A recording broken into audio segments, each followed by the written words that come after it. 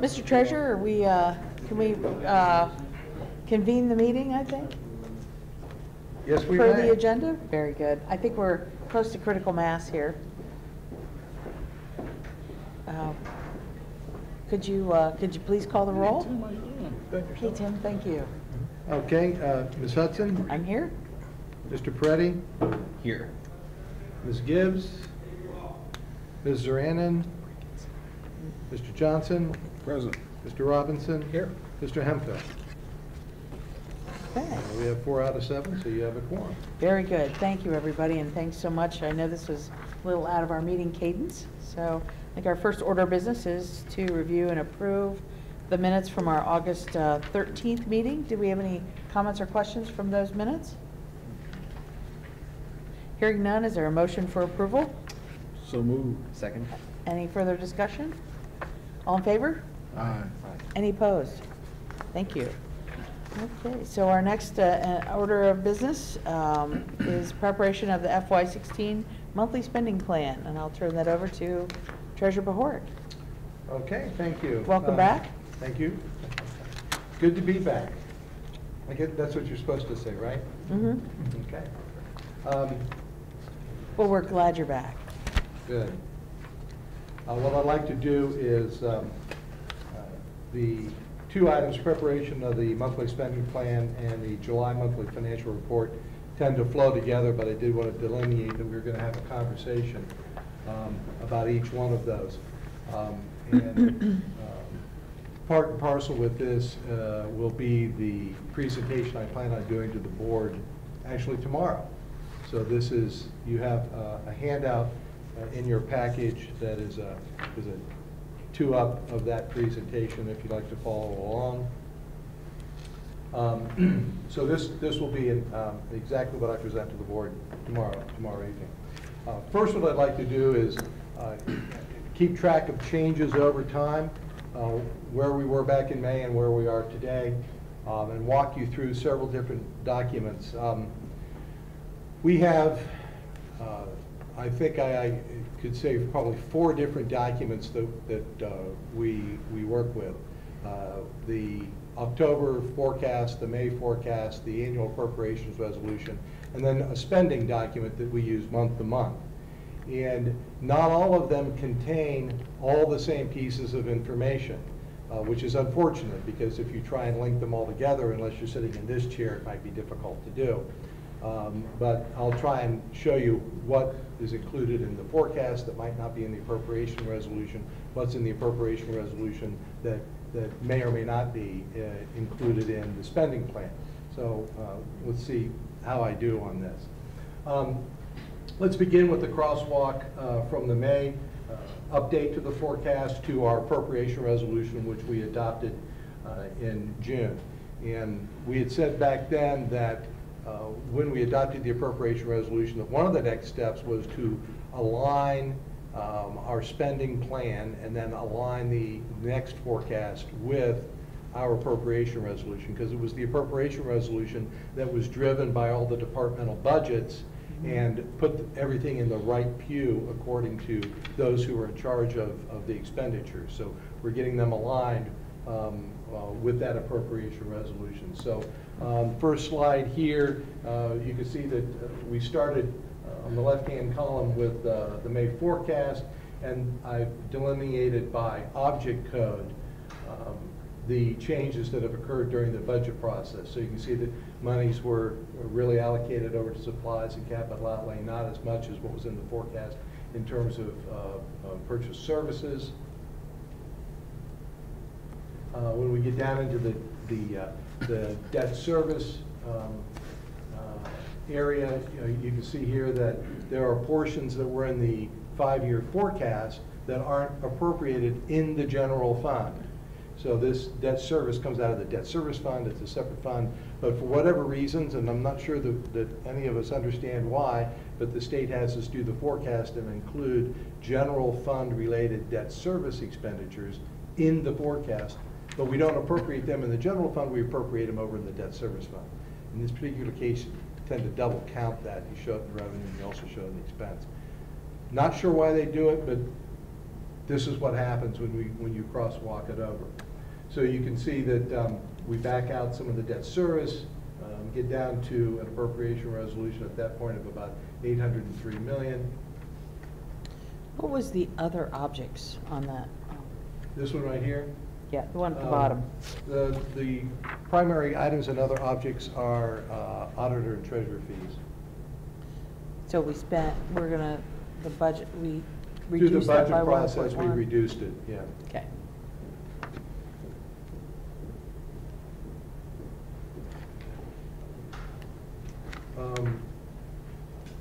Just some other changes. You can see advances out. We don't appropriate for those. That's just a cash item. It becomes a cash expenditure, but it's more of a journal entry than it is an appropriated expense.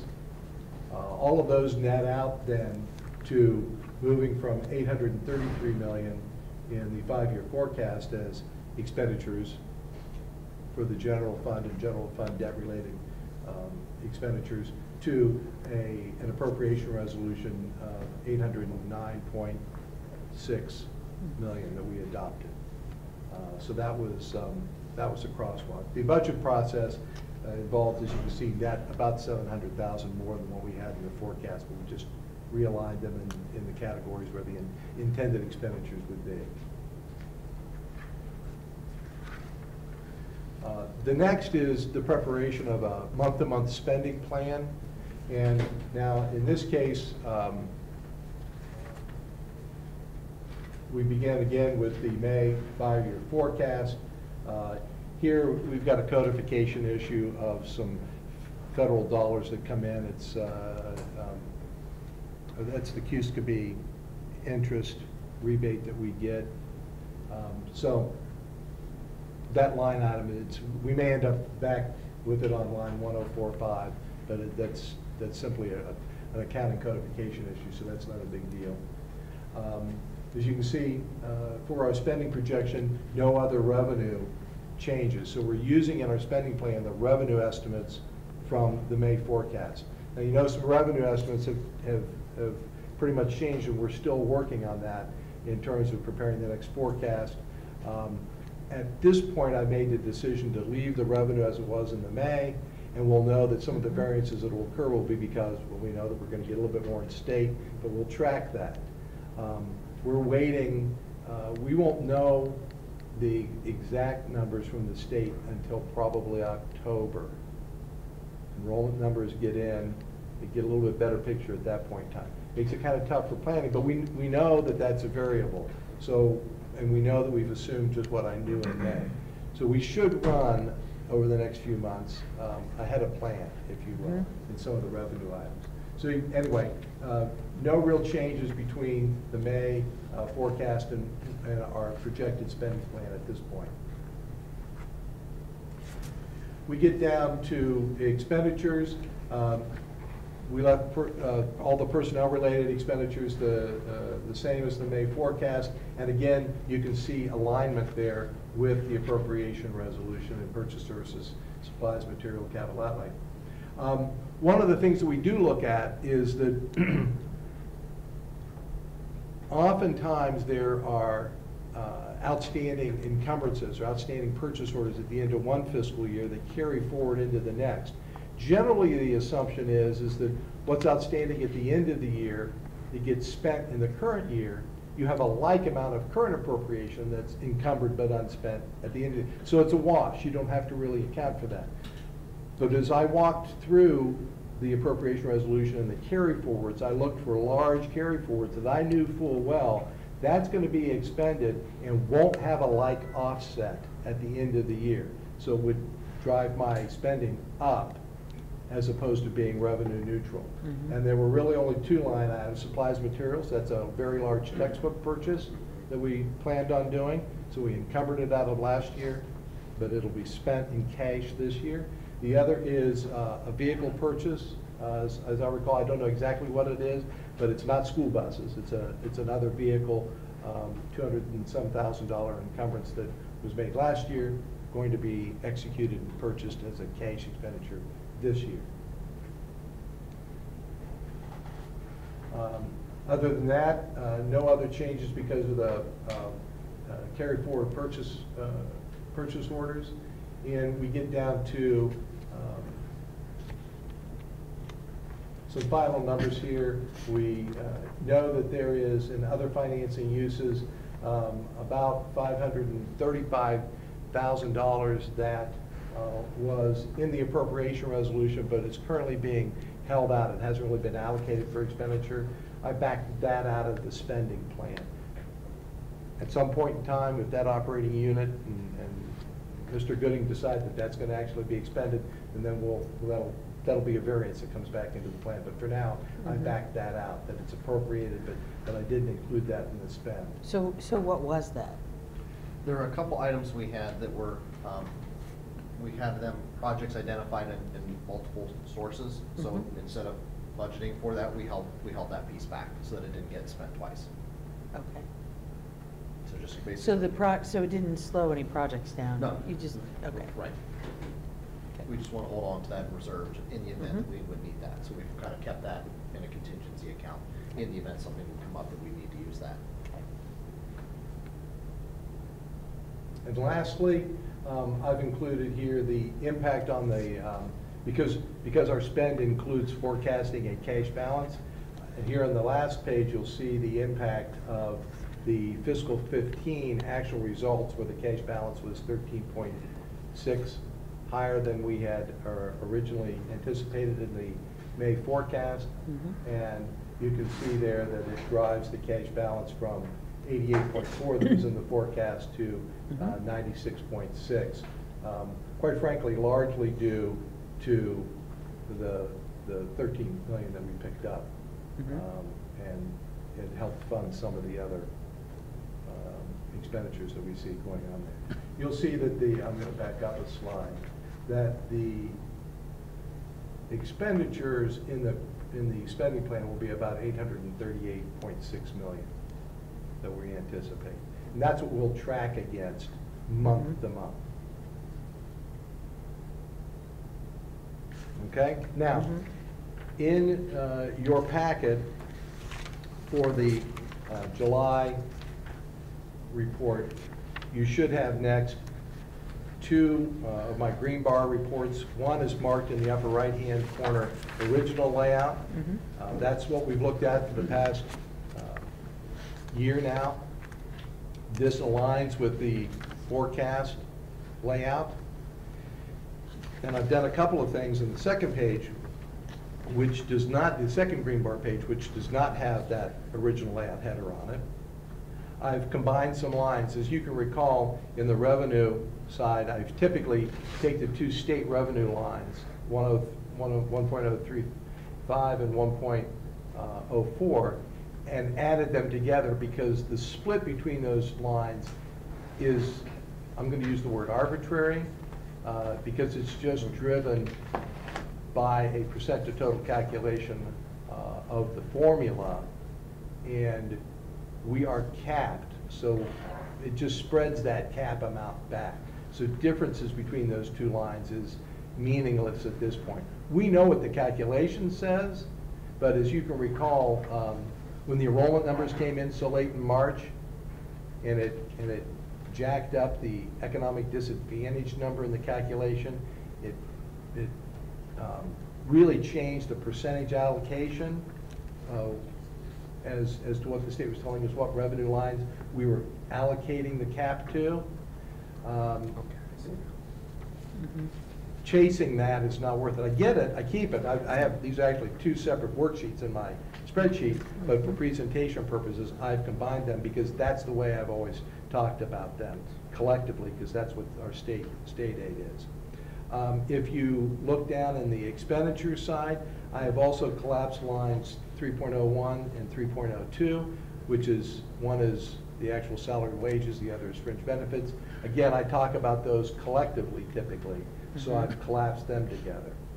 Haven't lost any of the detail, I just, for presentation purposes, collapsed them. And the last change to this modified layout is in line 3.030, purchase services. You actually see I've got two lines marked 3.030, and I pulled out charter schools, specifically object codes 478 and 479.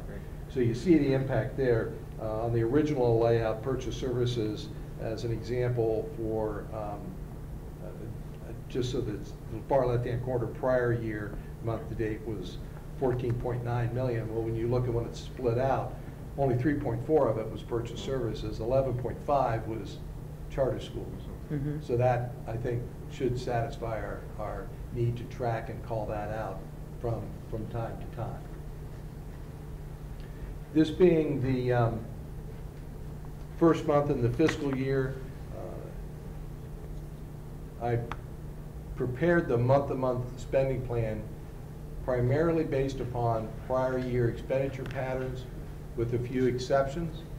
I modified on the revenue side property taxes because last year we had a delay in first half collections, which is really the second half of our fiscal year. I had that delay. I took that delay out and moved it back to what it should be in the January, February, March time frame.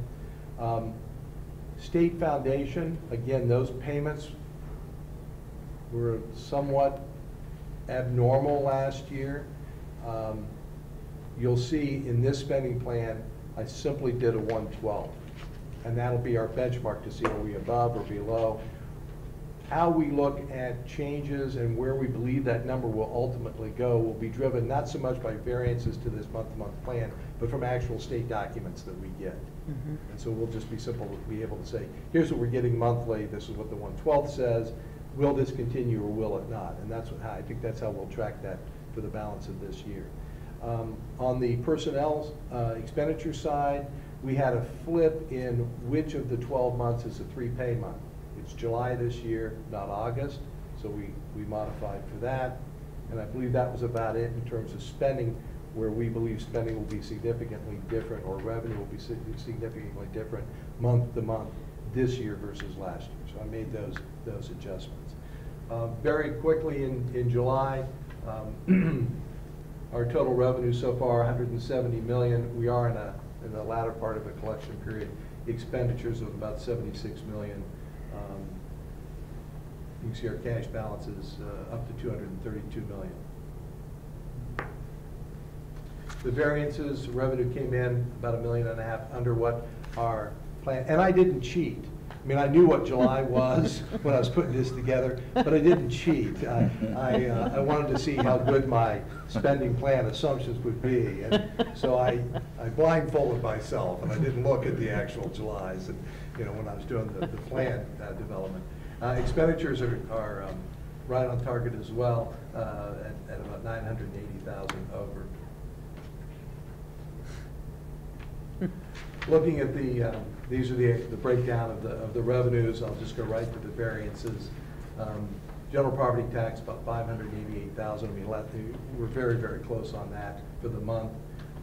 State revenue is under what we would have estimated, and that's an error in the estimate because last year that month, percentage-wise, relative to the other months, because we got the revenue late, they made those adjustments, and it got bug dumped in the latter part of the year, and therefore I think it's distorted this. So again, we're going to track this probably more graphically than in this chart. You'll see those moves over time, but that's the significant contributor there.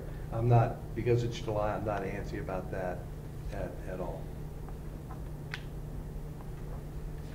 This is a general picture of what we expect property taxes to look like. Again, as you can see, January, February, March are the typical flow. Nothing late in the year, April, May, and June like we had in the prior year. Right now, 1 month actual plotted there. I will update this as time goes by and we can track this graphically. On an cumulative basis, same thing. We'll see the actuals play out as time goes by. State revenue, very boring graph, but this is my 1/12. I expect that to flow in, and we'll see how the actuals come in relative to that. Graph. Very boring graph, but I can't believe it graphed it. And an even more boring graph is the cumulative one. So this is just straight line expectations when it comes to state revenue. What I did here was plot out the expected and actual revenue flows. This may get too busy as the time goes by, so I may have to split them out, but I organized revenue in three large categories: property taxes, state revenue, and all other. Again, that may get a little too busy, but I'm trying to graphically keep track of this so that we can see, again, monitor the variances month to month. On the expenditure side, again, I've combined 3.01, 3.02 into one line for personnel. That includes salaries, wages, and fringe benefits. You see the actual numbers there, almost $57 million. You can see so far to date, charter schools in STEM and scholarship line 3.03, it's broken out 13.3 million. That's just the July deduct. Now, and I have a question. So the personnel numbers went up significantly from prior year to the Yes. current year. Is that the pension? No, 3-month pay. Remember, July's 3-month, last year, Oh. August was a Okay. 2-pay. I'm sorry, July is a 3-month. That's where that 3-pay comes month, from, because yeah. I'll get it right. July this year is a 3-pay month. Last year was a 2-pay month. And if you look at it, if you take January's the same, so those two spikes January, in the graph are yeah, just. January stayed still the 3-month. Okay, Wow, that changed. forgot about that. Okay, thanks for clarifying. It's a third bigger, Yes. or I was half just bigger, seeing depending on bigger. which base you use. But we didn't run out and hire more people or anything? No, just for ma'am. that? There No, go. we did not. Okay. Did we, Scott? No, we're good. That's simply the 3-pay months showing up. Okay. Those variances, you can see personnel very much on target, so that methodology seemed to hold true. Again, the biggest variance there is the charter school deduct. And again, that's because it was delayed last year. And we're using June data in terms of what the dollar amount should be, but we're using last year's month-to-month pattern, and we know that's been delayed. So again, we've got that knowledge. The key will be, once we get the actual enrollment numbers, I should say the updated enrollment numbers in October. And then we'll see what that deduct really looks like, and that's when that'll kick in. So month-to-month, again, it's important, but not as important as the state documents that we'll have that will give us those actual numbers and help us then say, well, given where we are now, where do we really anticipate this number to be by end of year? So in several of these categories, it's not so much the monthly variance I'm concerned about, because that's just a comparison to a spending plan. I'm more concerned about what do the actual state documents tell us that those numbers are going to end up for the end of the year. Some way we're going to perhaps maybe graphically represent, this is what we planned, this is what the actuals are, and now here's where we project things to be, and that might help everyone understand how we're doing throughout the fiscal year. Because we appropriated essentially personnel and non-personnel, admittedly on the non-personnel side we broke it down by operational unit or budgetary unit. I brought this together just to give you an idea of what we anticipate the personnel and non-personnel flows to be. And you see the two spikes in revenue, actually, I'm sorry, not revenue, in personnel, because of the 3-pay months. And then the spike in non-personnel primarily is centered around auditor and treasurer fees in collection periods. Those are the big things that cause the spikes. Okay. And again, track those. The actuals don't show up well because there's only 1 month so far. That concludes my discussion of preparation of the spending plan, walking you from the May forecast through the appropriation resolution to a spending plan for this year. And if you have any questions, otherwise I'm ready to move on, but I bet you do. I see a couple of fingers. I just have one question, and it's more of just just kind of curious. Mhm. We spend so much money on, money that's going out that we don't have much control over, the e-schools and the STEM and all the charter dollars that flow out. We do know the actual schools that it goes to, correct? We get bi-monthly figures and then we'd be able to sort of look at how much money over a year each of these schools receive, essentially. We'd be able to kind of find that data and then just sort of, it'd just be nice to know where it's going. Okay. More than anything else. It's actually available on the Ohio Department of Education's website. Yeah. Oh, so like how much we are going Oh, through yeah. every year? Okay. It's a detailed report of our state foundation settlement. Uh-huh. You kind of can pull the reports in various stages. Uh-huh. They're little, it's very nice. My only criticism is it comes to me in a PDF, and I've told them, well, that's really great data, but it's totally useless to me because I have to rekey it. Yeah. But you can get more detail, and it'll show you. I'd just like to know, like, Yeah. how much dollars are going to We can do that. good versus bad. Yeah, well, and maybe take a look at it first and see Yeah. what you think, and Yeah. I don't know, because I want, once it's, I mean, I want to kind of focus on, I think we should focus Oh, yeah. here Yeah. with the district, so. Mine's more clarifying for myself. Yeah, But yeah. Well, that's what it seemed like. I don't want Yes. it to get too far. No, in no, the no, weeds. not for something for the finance. And that would be something that we've already thought about in these future discussion items. Okay. To build that into that presentation. Okay. And Tim? Yeah, I just had kind of re-educating myself. Back on page 8, the 3 big line items that are aligning the forecast to the appropriation is the purchase services down 6 million, supplies up 3, and capital outlays 4. What are those new dollars, or is it just different presentations that you're reconciling? Different presentations that we're So reconciling. there's no material changes, it's just When- the way when- you talk about them in those 2 different forms? Right.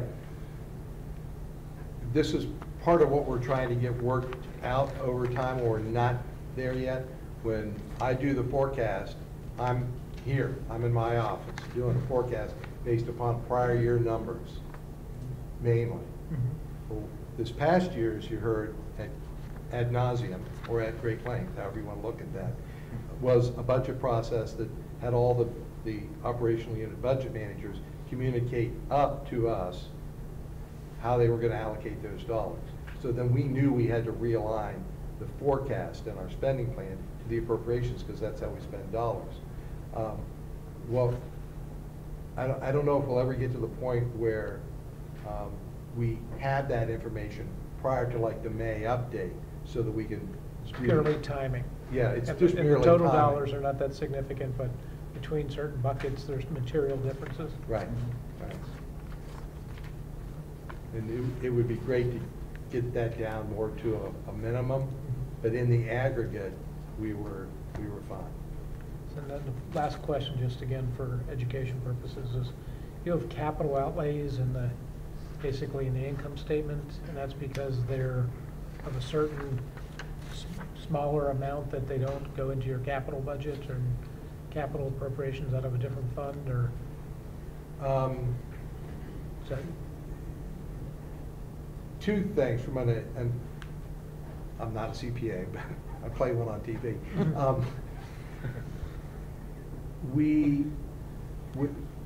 Our capital outlay that you think about capitalizing or depreciating, we don't do that because this is cash. And that's one answer, but we do in the CAFR, if we have to capitalize things and depreciate them over time, you do that in a conversion at the end of the year for reporting purposes. But as far as what's in capital outlay versus what gets into a more of a capital fund, you're right. It's what we can afford to do on a smaller basis. If we have really large. If you're doing a major school renovation or something, it's going to be a different It's going to bucket. have to be over This here. is, you need a vehicle. Yes. And is there a threshold, or where it falls into that, it's just affordability is what drives that? I think it's primarily affordability. And I think that those are, it's kind of in our next presentation, it's just, I don't know that it's gonna answer your questions, and Right. they're great questions. I've had similar questions. How does it end up here? How do things, It's so just we're gonna emerging there. start that process. I Right. think, it'll probably take a couple Learning tries to sessions. talk about it, yes. And if you recall during the budget presentations, the facilities side of the presentation, had quite a bit of unfunded needs. And that's just a prioritization.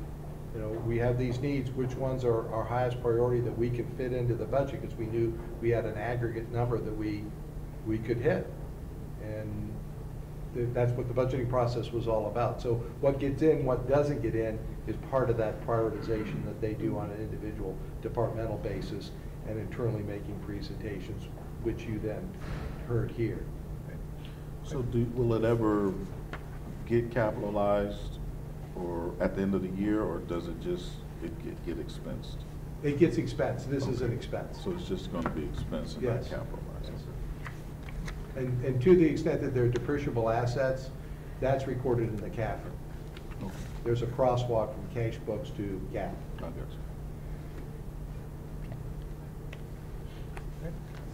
you. All right.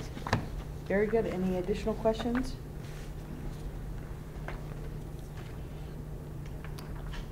Very good. And I think so, Stan, did you go through everything? What's the next, then, are you next, the I am next forecast? as well with Right. the forecast. Okay. All right, let's shuffle some papers. You should, in your package, begin with our next forecast, which is due for presentation to the board in October. They'll see a presentation twice, once at the first board meeting as a preliminary presentation, take questions, take feedback, make modifications if needed, and at the second board meeting, it'll be presented for adoption by the board and then filing with the Ohio Department of Education. This forecast, different than May, we roll back everything a year. So now the forecast is 3 years of actuals for fiscal years 13, 14, and 15. Then the forecasted years are fiscal 16, the current fiscal year, and then fiscal years 17, 18, 19, and 20. And don't apply any sort of extra special visionary capabilities to the year 2020, because I can't see 2020 any better than I can see 2019 right now. There you go. But we go out to 2020 this time. Mm-hmm. You have before you one page of the forecast. It should look like that. It'll say draft at the top. Layout is what I use for the monthly reports. Look at that. Don't typically do this, but what's most meaningful is in the forecast what everybody drops down to, and let's just do that to begin with. We drop down to the ending cash balance, which is at the bottom of the page. How are we doing? And then how did we get there is coming next. And as you can see, fiscal 16 positive, fiscal 17 positive, fiscal 18 today, what I know today, and some of the assumptions that you're going to hear, the major assumptions that we've made that are different than back in May. Today, fiscal 18 is now positive by 23 million. 19 and 20 are both negative. Perspective, remember that 30 days cash is in the 70 million range. Okay? And that, as I mentioned to a few of you prior to the meeting, a swing from 10 million negative to 23 million positive is, and I don't know whether I'm saying this tongue in cheek, but the pun is intended, is one day at the State House. They make a decision, and that can swing wildly. So it is a better picture, but you need to understand how we got there and what assumptions are, how I've changed them. First and foremost, fiscal year actuals can drive the future year numbers. So where we spend a little bit less or spend a little bit more in 15, those line items that are essentially last year plus can be modified. You'll see that in the personnel lines. We came in a little bit under. If you recall, back when I started this process, I had a discussion about how when I did the October forecast in 14, I felt there was too much wiggle room in the personnel number. And while I left some of that in for the current fiscal year, I backed it out for futures because I didn't want to exacerbate that wiggle room too much. Well, here, as we adjust this, you'll see that the personnel expenditures are down a bit relative to the May numbers, primarily because of the actuals of 15 being the basis now for how we move forward.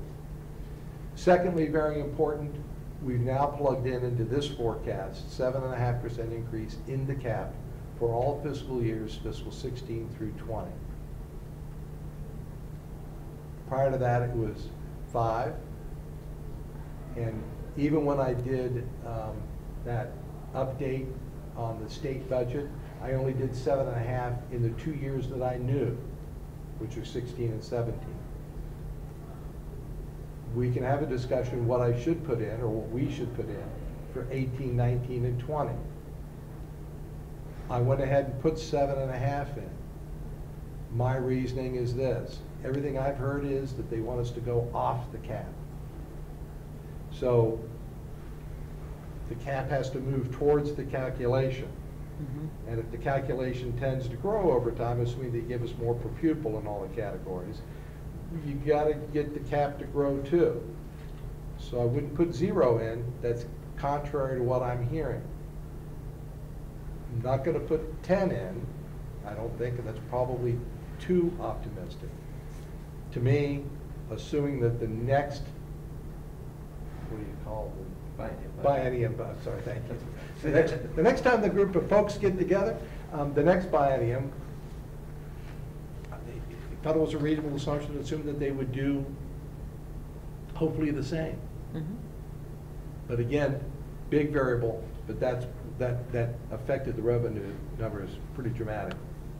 On the personnel side, in the May forecast, we had an assumption of adding 35 positions in each of the years.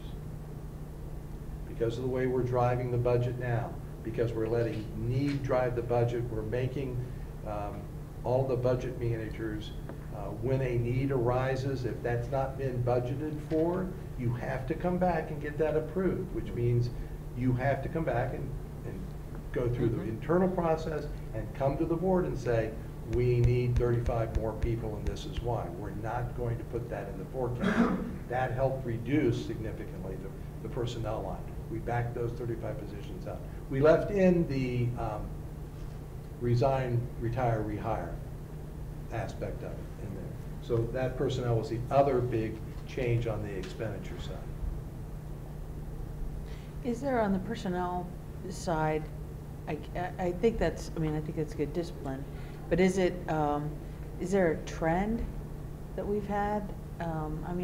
This past year, most of the positions were remediation related, on the administrative side, and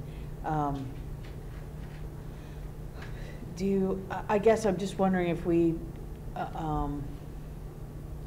either if there's a trend in terms of retirement projections or et cetera that we feel like, retirement, that should be a wash. But is that, a 0, should we have any cushion there? On the retirement side, Yeah. we knew we had a large number this past year, Yeah. and we backed that down for the future years. But again, assumed a 1-for-1 replacement, and made some gross assumptions about. And may have some savings with that. Right, and those should be, folks those have starting. been factored in to the extent that the forecast is on target for the cost of the people leaving as well as the cost of people coming in. We used the number for, I think it was fiscal 14 for the actual new people coming in. Mhm. Maybe 15. We might have been even current enough for 15. So we used what step and what degree level the average person came in the district, Mhm. then factored in fringe benefits. So I think we're pretty good on that, what I call the retire, resign numbers. Now, whether or not we should have some room for additional staff, that's subject to debate. Us, Yeah. Dr. Good, Scott. And that was a big piece of when we approved the budget, it was the staffing piece. One of the things that we're doing new this year is we spent a lot of time on the non-personnel, as Stan said, that bottom up building it. Now we're moving into the staffing piece. So we're looking through and developing metrics and formulas for how we allocate staff. So we're still in the middle of that, we're not done. But what I anticipate coming out of that, it might be more of a long-term staffing plan that could impact this.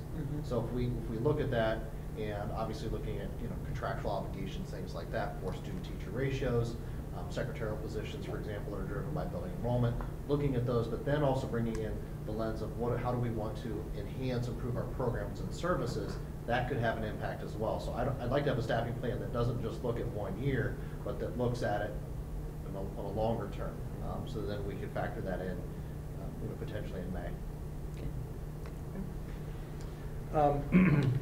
What you should have also with a large draft watermark on it running diagonally is a comparison line by line of the changes from May to October. These are just change numbers for each cell, if you will, in that spreadsheet.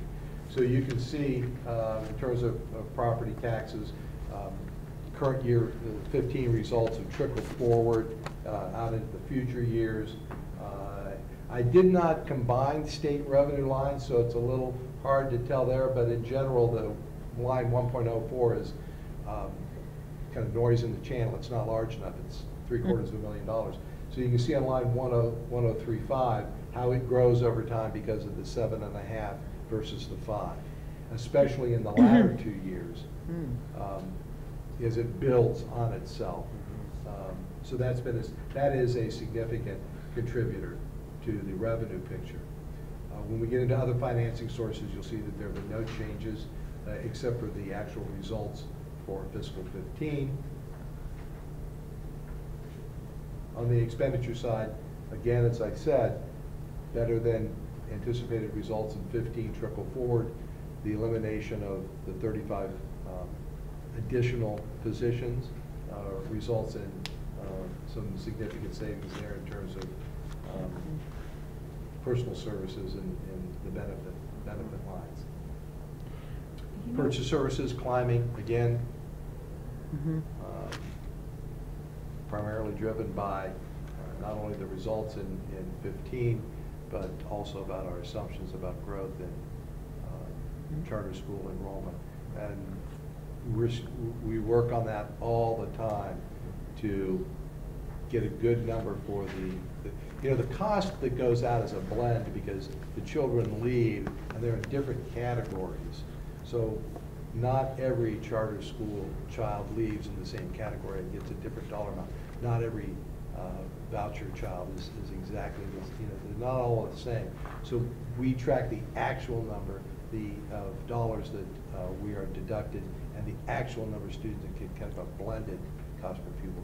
Which, by the way, the article in the dispatch, while I didn't verify the actual numbers that the reporter used, the essence of how charter school funding works and its impact on public school districts in Ohio was spot on.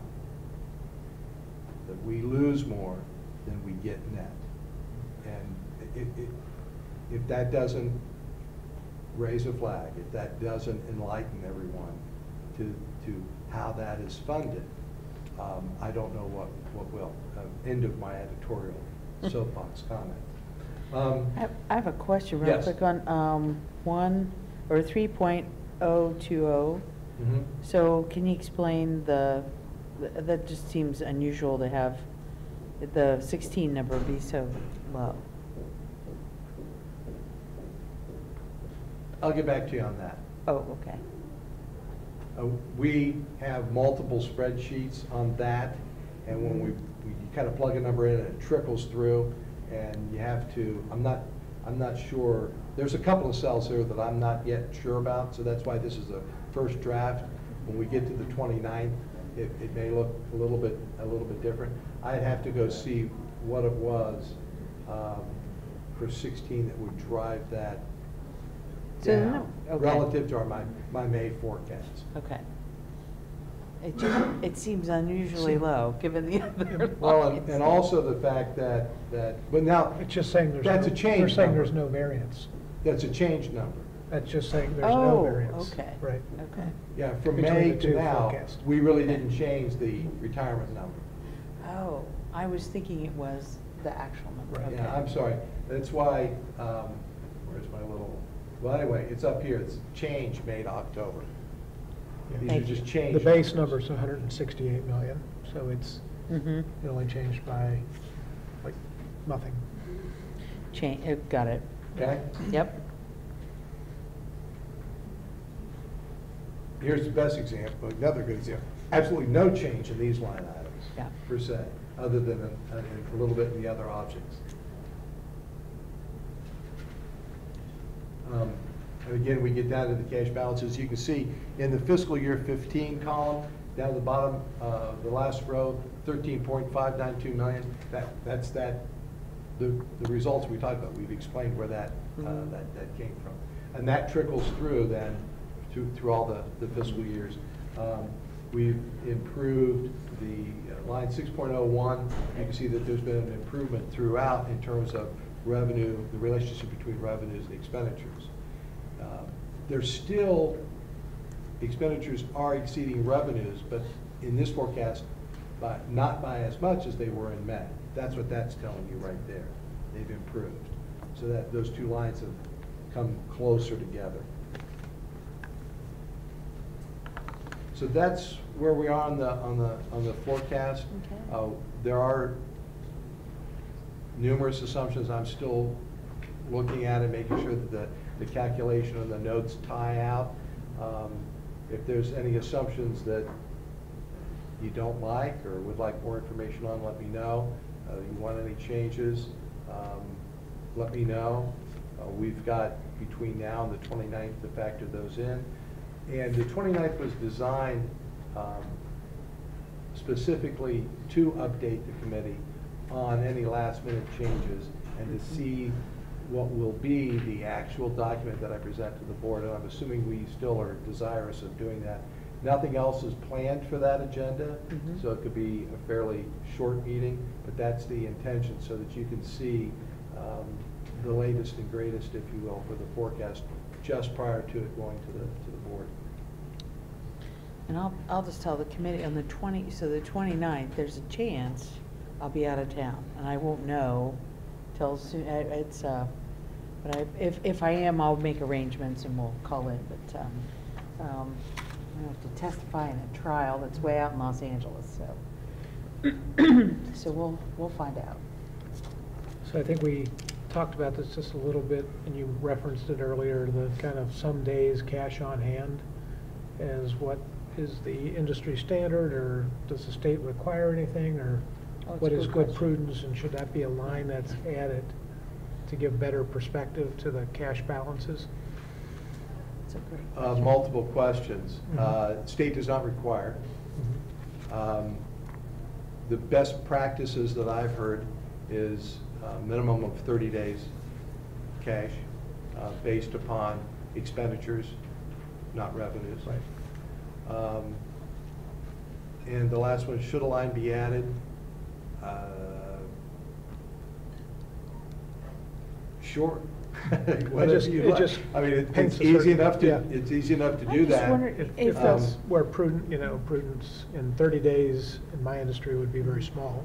And Yeah, I haven't really thought about a personal opinion as to what that cash balance would be. wonder if you would just, but maybe for right now, maybe drop a footnote that 30 days is 70. I mean, that's at least a good benchmark Mhm. to say, like, because for some, I think would say, wow, that's a lot of money. Others, I think 30 days, that's not a lot. That doesn't give you a lot of cushion. It's not difficult Yeah. to drop another line and just do 30 days of the current year anticipated expenses, yeah, expenditures. because part of it is as the enterprise grows, that number grows. And Yep. so you want to capture that a little bit. Because 30 days for 16 is different than 17, it's just Right. different than 18. Right. And you can see where that target should be climbing to. That'd be, for our purposes, presentation-wise, easy to do, even though we don't have to report that Right. to the state. Just kind of a memo feel. And maybe to that point, there might be, I don't know if there'd be a way to do an apples to apples or a close to apples comparison from either the other large metropolitans in Ohio or from a few of the similarly sized districts in Council of Great City Schools. You know, what do they run as a reserve? And I'll jump in on this, because this is something that's on my radar. One of the things that in our work with the Government Finance Officers Association, one of the pieces is we're working through this Alliance for Best Practices in School Budgeting. One of those is about setting priorities and planning, and a budget reserve piece is part of that. So I've got some drafts that I have worked on. We've also got some examples from GFOA that actually they wrote a big book that's on, you know, in Stan's office, so if anybody gets bored and wants to read through that, we've got a lot of sample policies. But I think those are things that we'll be looking at that we can bring Yeah, forward. Just inform Okay. your point of view, and then whatever that benchmark is, it might be worth adding. Once you come Okay. to. Great. Any other questions or thoughts? So, just making sure I've got the few takeaways I have, other than this cash balance benchmark. We'll look at what kind of data we can pull and format for the actual charter school, the destination of those dollars, whether we report out on it or just provide it or include it in a future. But that's Yeah, I don't another want to takeaway. mix that in with Sure, the we won't. forecast, so, Yeah. yeah. Okay. Yeah, but otherwise, I think it looks like, you know, on target, and we'll look for the finalization of this at the next meeting then, so it can be delivered to the board. Okay. Good. Very good. Well, let's, Thank you. thank you very much. Okay, so the next item, I think Maurice Oldham and team, we had mentioned that we would be doing some work with the capital outlays, and I think it was a little bigger than I'd anticipated, which is not a bad thing. But so I'll turn over to Maurice. What we thought we'd do is do kind of an update right now. How is the capital planning, how's master facilities plan being done? So welcome. Thank you. Maurice, if you can introduce your team. I know you've got some other folks here as well to the rest of the committee, it'd be great. Thank you. Just so we can start, this process, and this has been a journey, I must say, and continues to be a journey on this facility master plan. It's a very exciting journey. And I have a very good team to work with, and one being Mr. Alex Trevino, who's the Director of Capital Improvement, who's at the table here. And in the back, we have Ann Lazzotti, who's the Director of Real Estate. We have Annette Maru, who's the Senior Executive Director of Business Operations. And then back behind Annette is Mr. Steve McElroy, who's the Interim Executive Director of Business Operations. We started this process, I would say, about 6 months ago. And it's been, well, formally 6 months ago. It's been an ongoing process, I stated, a journey. And we realized our intent today is to give a high-level overview of what we've been doing and what the process is of facility master plan. Understanding we can dig deeper, and we have behind the scenes been digging deeper in this process. And try to make this become seamless and to get a better point, we decided to be best at this particular first presentation, just have one voice. And so Mr. Alex Trevino, since he's the Director of Capital Improvement and we house it there, he's going to be the lead on this presentation. But any of us can answer any questions that may come up that you may have. So I turn over to Alex. Thank you, Mr. Oldham. Appreciate the opportunity to come talk to you today. The process of developing and updating a facility master plan is complex and continually evolving. I'm going to give you a metaphor today. I hope it doesn't sound too cheesy for you, but we're all familiar with using a GPS on our smartphone. And in some ways, this is a very similar process. And so you think about the steps that you use to get where you're going. So you generally understand where you want to go, and so you plug an address into your GPS, and that part's pretty straightforward. But as soon as you've made that decision, you usually get confronted with a multitude of decisions. For example, are you planning on walking? Are you going to drive? Perhaps you're going to take public transit. So you make that decision, and then you get asked, what path are you looking for? Do you want the shortest path? Do you want the fastest path? Perhaps you're just looking to see some scenery along that trip. So then you decide which path you're looking for, And then you get confronted with more information. Perhaps there's traffic or construction on one of those paths.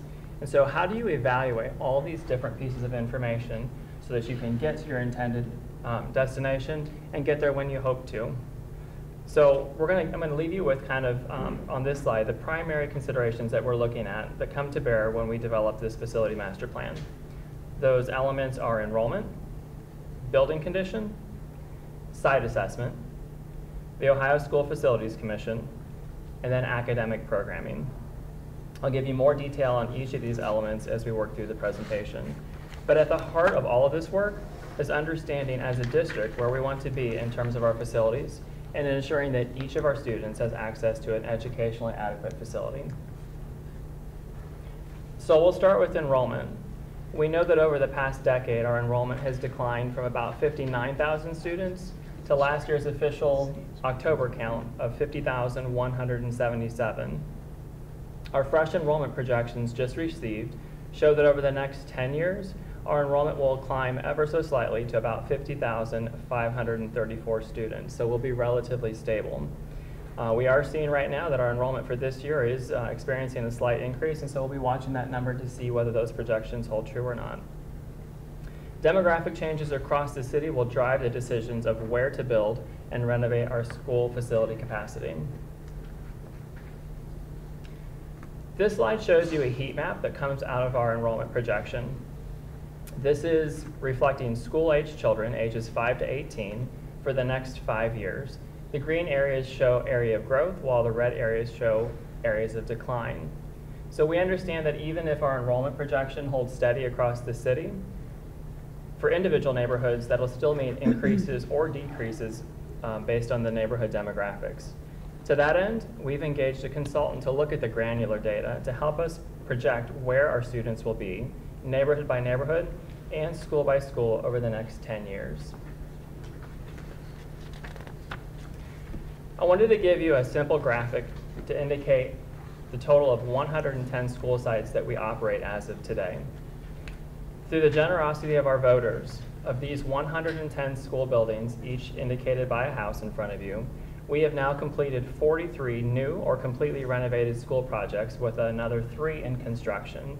So we have 46 funded facility master plan buildings shown there in green. They represent 23,609 student seats. The red houses indicate what we call our legacy buildings. So these are the buildings that remain to be either rebuilt or renovated. I thought you might find it interesting that of these 64 legacy buildings, 1 building is over 125 years old. 3 of these buildings are between 100 and 125 years old. 5 buildings are between 75 and 100 years old. The vast majority, 34 of them, are between 50 and 75 years old. 20 of the buildings are between 25 and 50 years old.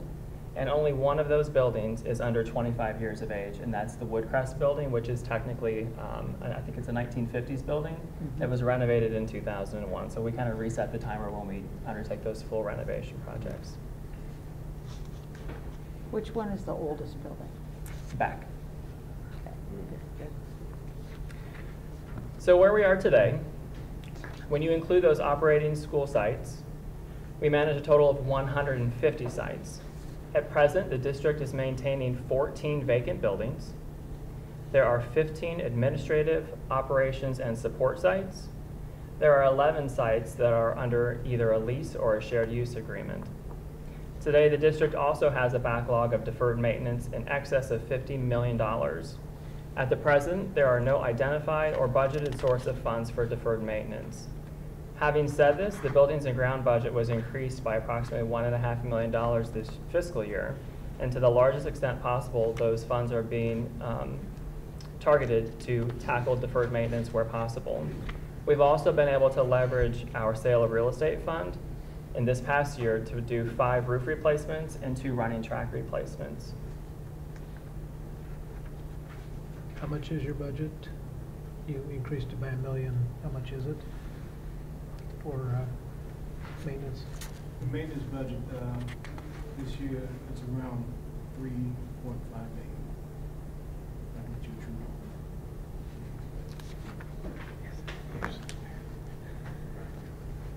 Going back to the elements within the facility master planning process. In addition to the enrollment projections that we've already received, we're looking in depth at what we call our in-out reports. These are looking at the enrollment at each school so that we understand where our students are attending their home schools versus where they're utilizing school choice. We are also examining our enrollment at the various schools in comparison to the building capacities. As I mentioned earlier, we will be using an outside consultant to study the enrollment projections by attendance area, and in aggregate, we'll use this data to determine where to build future school capacity. In terms of building condition assessment, we are undertaking a project to evaluate the condition of our existing facilities to help guide the planning and decision-making of our facility master planning process. Understanding the current condition of facilities will inform us how to budget for the capital refresh that will be necessary to preserve the life of our existing facilities until we can fund their eventual replacement or renovation. This process will also help to establish the priority and sequencing of the projects in the facility master plan. We will utilize this data to formulate a warm, safe, and dry plan that will keep our legacy buildings in satisfactory condition until we can get a particular building either fully renovated or replaced. We're also looking at site assessments. This is capturing basic information such as acreage, but also information such as the street frontage that's available and how rebuildable a site would be for a particular project. This will help guide our work to determine the highest and best use of each of our sites. We are also continuing to work with the Ohio School Facilities Commission, who has been and will continue to be a partner to the district in the implementation of the facility master plan. Their guidance and expertise has been invaluable, along with the 30% matching funds that are vital towards funding the overall plan. Finally, academic programming.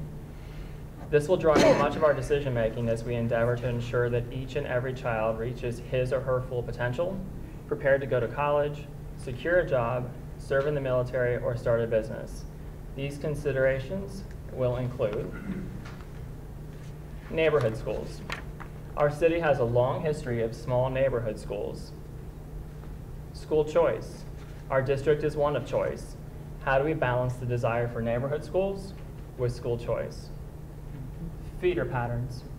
How might we realign feeder patterns? Just as one example, could we realign feeder patterns to help increase matriculation from elementary to middle school and middle school to high school? Grade configurations.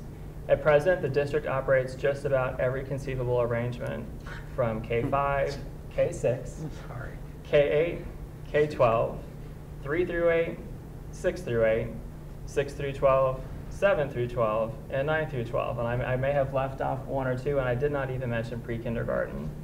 So what is the optimal grade configuration, if there is one at all? Is this something that should be consistent across our district, or is this something that should be reflective of individual neighborhoods and individual programming? School size. Is there an ideal size based on any of those particular grade configurations? And how do you balance the, I know there's always the desire for intimacy of small schools, and yet there's efficiency and specialized programming that can be provided more readily in a larger school. Specialized programming. Where and how should specialized programming be accommodated? Is this something that should be immersed within a larger school setting, or should it remain at smaller specialized facilities, or perhaps some combination? Swing space. This is a necessary consideration for many of our construction projects, and yet we know it can be extremely disruptive to school enrollment. Also, holding buildings for swing space is costly to the district. And then finally, early childhood and adult education. And I bring these programs up specifically because they're not part of the state's K-12 funding formula, and yet these are vital community resources that we strive to provide. What should facilities for these important community programs look like, and how can we fund those needs? So Alex, I wonder if another bullet on there, or where would it fit to also consider like neighborhood needs, or I mean, is that on a different bullet? But neighborhood needs, neighborhood planning. Think about the is it Moeller that just reopened with the some of the additional services and support that's in the building. Sure, we will definitely add that.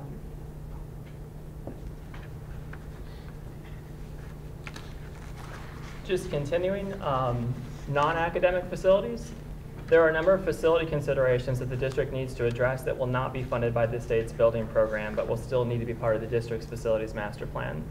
Among these are athletic sites, administrative and operations sites. We will also need to determine the long-term use and need for these facilities so that a facility master plan revision includes all these facilities. We will also need to consider our leased and vacant buildings. What is the long-term objective and what is the best option for each of these? Property acquisition. Should we consider strategic acquisitions where we can improve existing sites? We might also engage the city in dialogue relative to city parks that are adjacent to current school sites. And then historic buildings. The district continues to operate and maintain a number of historic school facilities. What is the desire for these sites? Should they be renovated and continue to be used for academic sites, or are there other potential uses that can and should be considered? And then in terms of implementation, up to date, the implementation of the facility master plan has largely been guided by a worst first strategy. Is this the best and only prioritization to use going forward? Over-enrollment, we have seen several feeder patterns that are straining under over-enrollment. Is this a factor that we should consider in implementation? Programmatic needs. Our legacy buildings represent a wide range of design styles and construction types, each with their own unique opportunities and challenges. Just as one example, many of the 1970s buildings were built as open plan concepts. Granted, many of them have been changed drastically since they were built, but are these buildings that can meet the future programmatic need of our schools? Academic achievement. Should academic achievement be considered? Should it be one of the considerations in the prioritization plan? And then geographic equity. I think this one speaks for itself, but it's just another consideration of if it should be a factor in the implementation plan.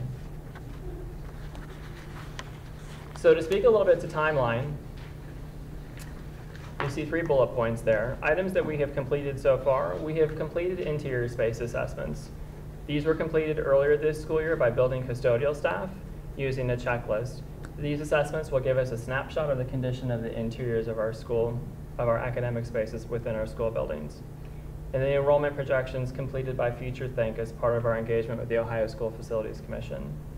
Items that are in progress.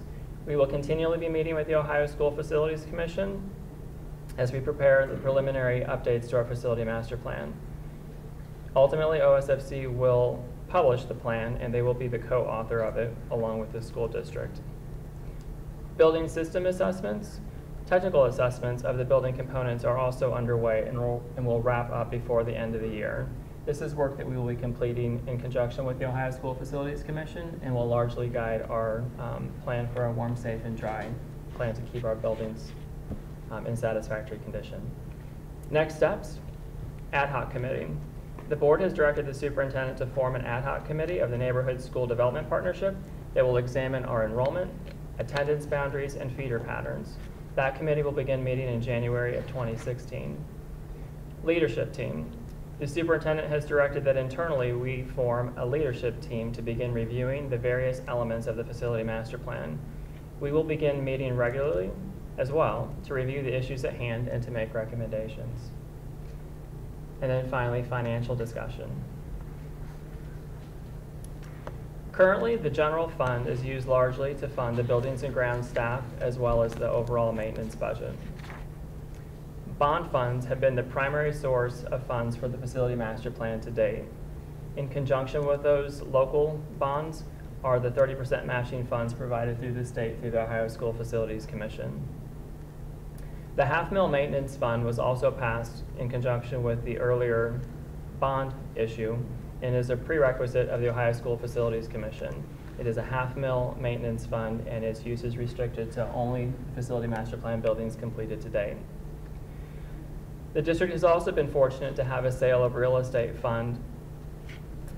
This is a fund that has been used to fund the Stewart Elementary School renovation project, as well as 5 new roofs, including Walnut Ridge and Eastmore Academy, as well as the 2 track replacements at Independence and Northland High School.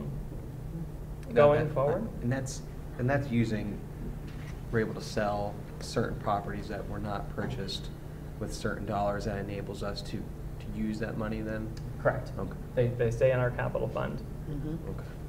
Going forward, we could consider a multitude of funding options that include all of the ones that you see on the slide. We could also consider a permanent improvement fund. We could also pursue other non-traditional sources of revenue, and those might include everything from leases, naming rights, advertisements, and we were joking, even bake sales. And with that, we will open it for discussion and questions. Oh, very good. The School Facilities Commission match, will be there for the, Correct, that is a Okay. static number, 30 cents of every dollar okay, of the approved plan. okay. Right. So you got a lot of real estate that is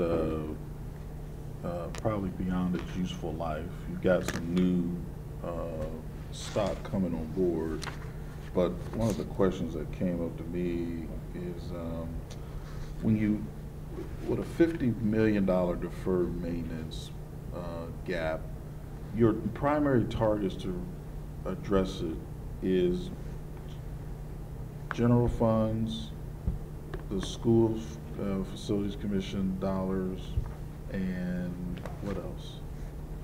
Are those the two main drivers? Because if I take out just all your capital, you got bond money to build new schools, but if I move that out the way, what helps you address your capital improvement needs for your buildings? I mean, so when we did the earlier bond issue, the state did co-fund what we called a formal warm, safe, and dry program. Okay. At this time, I do not believe there will be state support for that. So when I say a warm, safe, and dry project, this would be a local effort to help tackle deferred maintenance. How we would fund that, I don't believe we have any answers on that right now. Okay. So what we've been doing now, as we plan our budgets each year, we started last year, we're planning as we assess the priorities of the assessment of the buildings, which we're Right. doing now.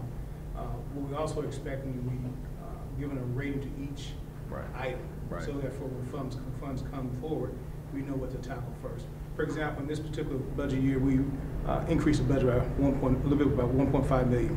Opposed to putting those dollars into our regular budgeting process and spreading it out through each department, we decided to keep that as, if you will, a contingency, so that we can start addressing any type of capital needs that come up.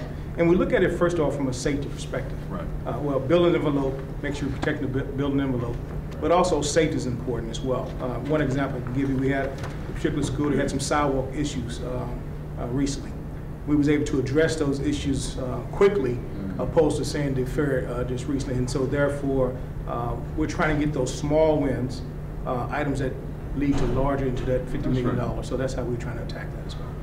So what will be helpful, for me at least, is as you look at these 64 legacy buildings, to prioritize them based on their condition, and then the capital cost to make them safe, but more importantly, the efficiency of it. If you've got buildings that are that old, you start to run into just operational challenges that may make that priority a little more defined. But I guess the other piece is, how does this back into capital resources as it relates to the levy? Because I would think you would want to put some of those dollars with the levy to address some of this deferred maintenance, if in fact you're going to have to keep these buildings. So for example, if your lead time to build a new building is 3 to 5 years, from the time you get the money and you go out and you do the scope and you put it out and you award it and somebody starts, you still got to maintain those buildings if you've identified a handful that are critical that are going to be in the pipeline. So the question is, what does that cost to maintain them? And if the resources that are earmarked aren't enough, how do you then forecast to address that from just an operational standpoint? Now, it may raise your budget, but it certainly gives you resources to set aside. You can restrict them. I mean, you go through those components. At least you have capital to address what your report will show you are, deferred items that are critical that need to be addressed. Well, Reggie, I think you bring up a great point, and I'm wondering too how that'll be communicated to the ad hoc committee, because you'd want to make sure that, and I wanted to ask Board Member Peretti to talk about that, because he's going to be one of the co-chairs of the ad hoc effort, along with Ms. Gibbs. Okay, so they'll start that process in January. But I would think it would be helpful for that committee to know, you know, what's the cost benefit of renovating a building, so that they're not thinking just about renovating when maybe new is better, or vice versa. You know, for me, there's formula that Alex you can speak to about the OFC formula, but one of the things we've also been doing with the assessment that's going on now, we just looked at the interior from a buildings and custodial standpoint. Right now, we have buildings and ground looking at all the mechanicals on the assessments. And once we bring all the information, we already started the conversation to bring in the treasurer as well as Mr. Gooding to the table, start talking about different creative ways. And as it was mentioned earlier, one of the things we also have to look at when we make that cost analysis, what's the most effective and efficient way to do business.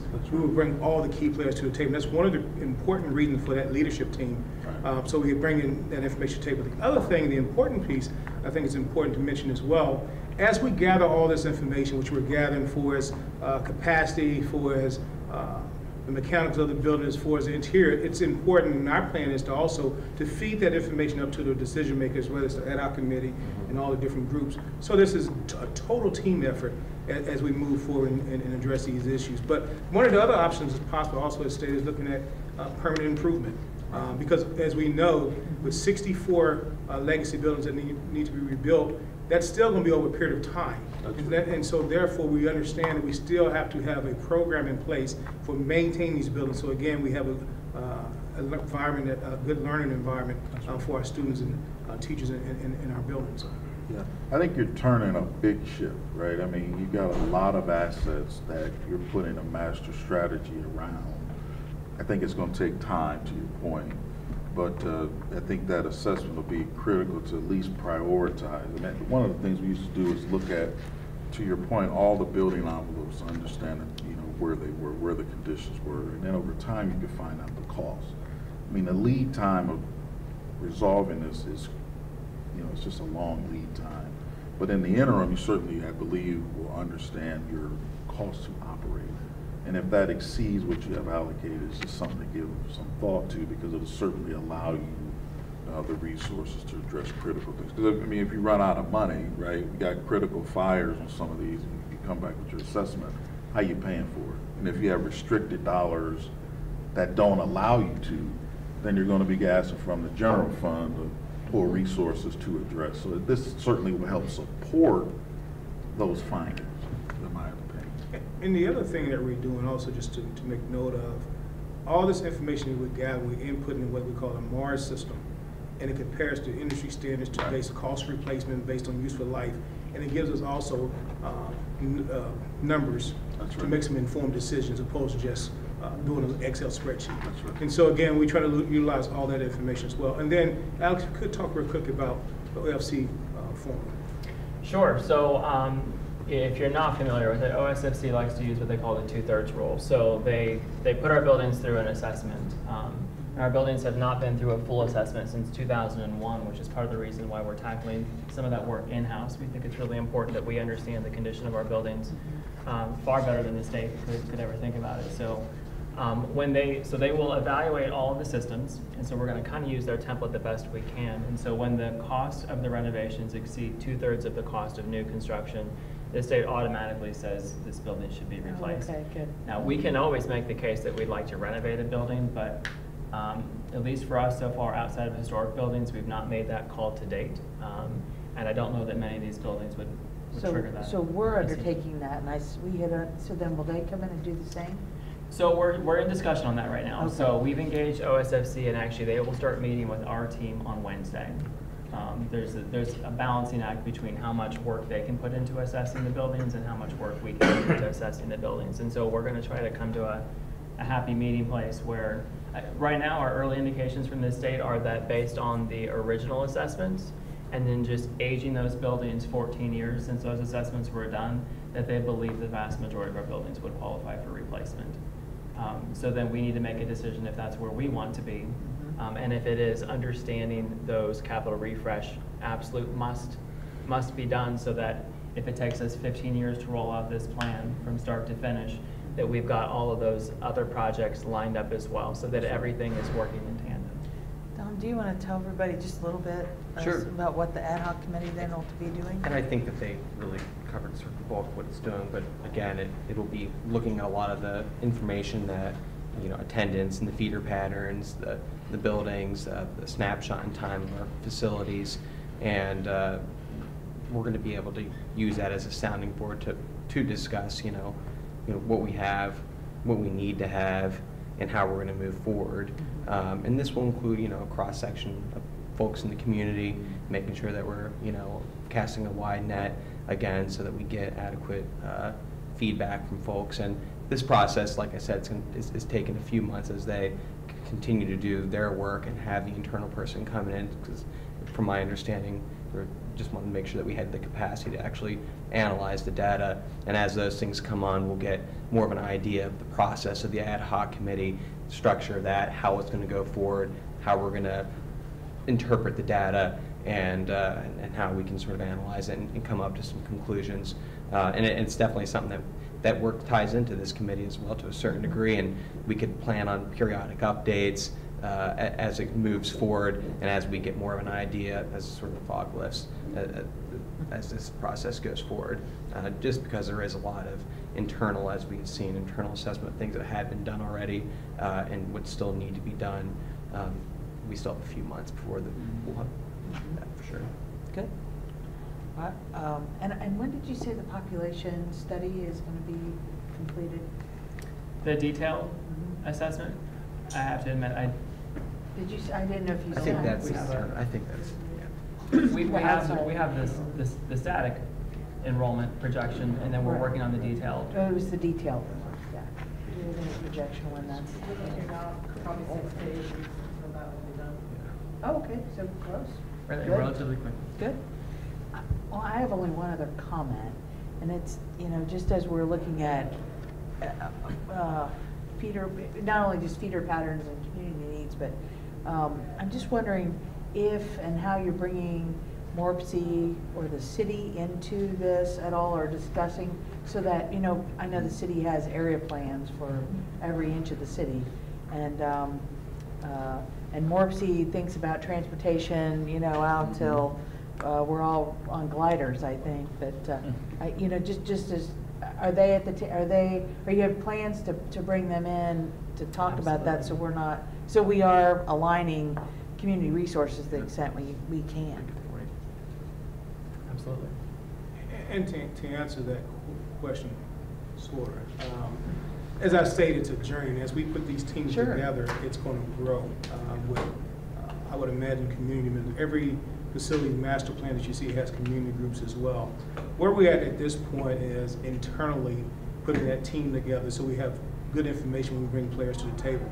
Internally, for example, in our Director of Transportation, he's a part of the Morpsey group. Also, he's a part of the parking with the city. So we have some players that touches it both ways as well. Well, that's what I'm thinking, like with all the development in Franklinton, as an example. Yeah, I'm sure you're looped in with all that, but you know, the development folks are always thinking, what's next, and what are they doing, and so just to compare those notes, but those area plans get updated periodically, and but that's, you know, where's the city thinking about their capital improvements, and how would that affect what we would do, and is it going to change traffic patterns, that sort of thing. That could affect what the decisions ultimately are. Well, does the committee have any other questions for Alex? Sure. Just what's your timeline in terms of coming back with a recommendation, and then kind of this chicken and egg of resources versus demand, and how do you start to reconcile that?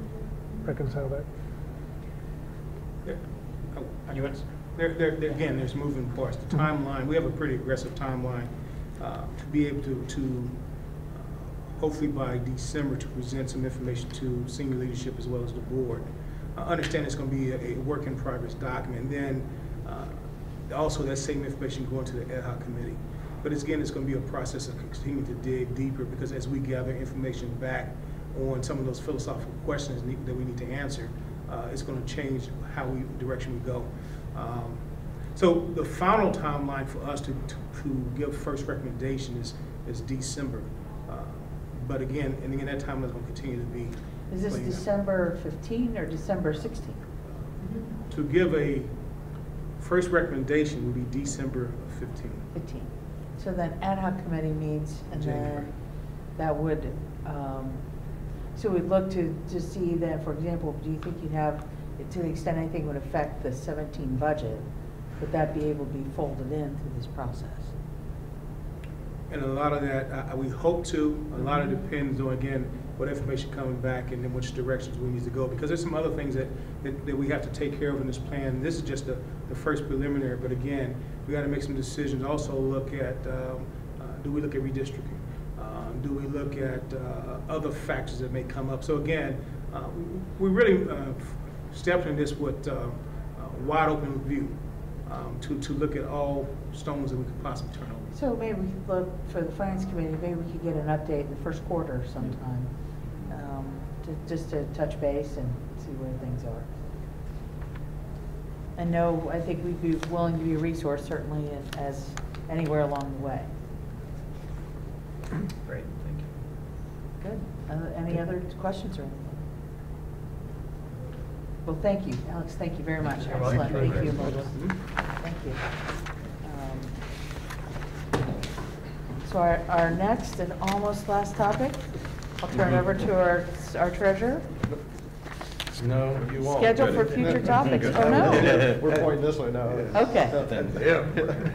To our treasurer. Excuse me. And you actually already took care of some of that, looking for an update from the capital planning update coming back Q1.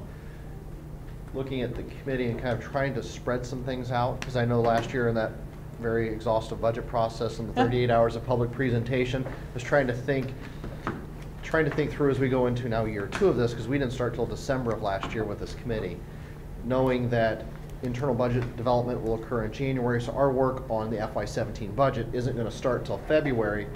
Knowing that we have some months now, are there things that the committee wants to see leading up to that? Because I know there's a lot of information we brought to the committee all at once, looking at self-sustaining funds, capital projects. I think with what Maurice and Alex and the team have presented on the capital project and working with the ad hoc committee, I think that'll take a lot of the development of the FY17 budget, if you will, kind of off our plate a little bit, but we can update that. I was just trying to think if there were things that the committee wanted to see that we could address between now and the January before we get into the budget process, so that we're not throwing so much at you at once, to kind of spread that out, if just some thought. Good.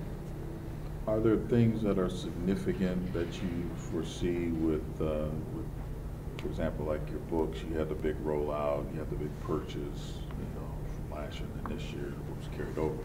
Are there things like that that you foresee, additional purchases and things of that nature, that warrant a conversation to just give us maybe a report card of what was implemented, but also how you foresee that going forward?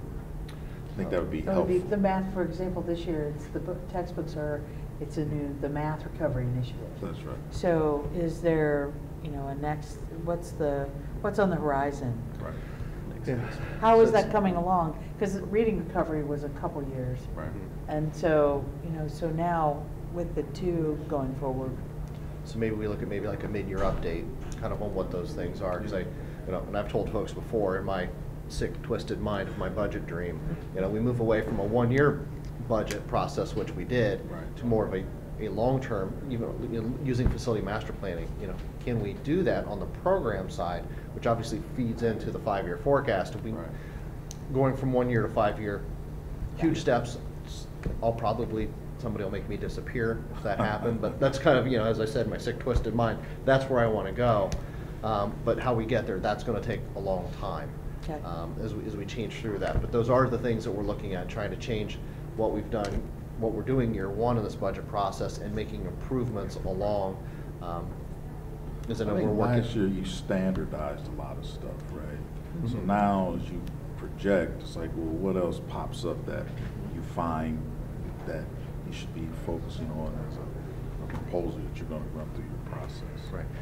And knock on wood, we haven't had anything that's popped up at this point that goes, oh, hey, we've forgotten about this. Right. Not saying that it won't, but as of now, it hasn't. Okay. But we know we've built these processes, much like we did last month with the transfer of Infinite Campus from information technology to accountability. There may be something that pops up that wasn't on our radar Right. in the spring. For example, if one of our roofs falls apart and we didn't have it in our budget, we have to replace that roof. There may be a very legitimate reason and very defensible reason why we have to add money to our budget. That's what we would, Right. those are the things that we have a process now, we can vet that through and the committee and the board to secure the funds. Tim, do you? Yeah, it may be helpful just again to educate us to, and this may be the work of another committee, but transportation, food services, those big areas, to do maybe a deeper dive so that we understand, Yeah, that's- benchmarks and how the district is thinking of those so that, we're better informed. But if there's other people doing that work, we don't need No. to- In fact, that used to, the Audit and Accountability Committee had that because it wasn't a Finance Committee. And we've kind of moved that off the Audit Committee's plate because to come here. So that's a great point. some I sessions, think have a deep dive into it's this, time, yeah. yeah. Maybe 2 or 3 of those large areas we could look at. Thank you. And that might be, Scott, that might be the next thing is to do those. I think they did, it was, transportation, they even, it was a little more granular with fuel. But I think lifting it out a bit for have fuel's a subset. To the extent it's a subset, but also as a look at fuel use. Okay. So, And looking back, the one that we have on here is just already, that's identified, and Dominic mentioned, the charter school piece. So, the 3 deep dives in my head right now, you're looking at, the charter school piece, you're looking at transportation, you look at food service. We could focus one of those at each one of those meetings and get Right. down into it so that when we get into the budget season, that we're not having to bring that You're back up at that educating time. us. So then it allows us to focus on those presentations a little more efficiently, so, okay. that's good. So what I'll do is, the timeline we've done in the past, I'll kind of plug some things in there and then maybe bring that back to the next meeting to look at to make sure that everybody's Sure. agreeable to that. And I think that, our very next meeting will be focusing on the forecast, and so then we can look at that, and if it's, because we're back on a regular cadence. So it would be good then in October, between October and December to do the deep dives. Okay. Yes. He's a big timeline guy. If anyone putting it on my has to-do any other list. suggestions, you come back later, just please send them over. Yep. Good. And that was this capital piece as well. I wanted to make sure we had time to do that, so check that one off the list for the moment. Great, thank you very much, Scott. Anything else, Mr. Treasurer, for the good of the order? Just that as between now and the next meeting, as I get more information on the forecast, I'll give you some updates along the way of major things happen. And then we're in September now. Yes. In October, we'll be ready to do August and get caught up. I need to do August and September at the same time.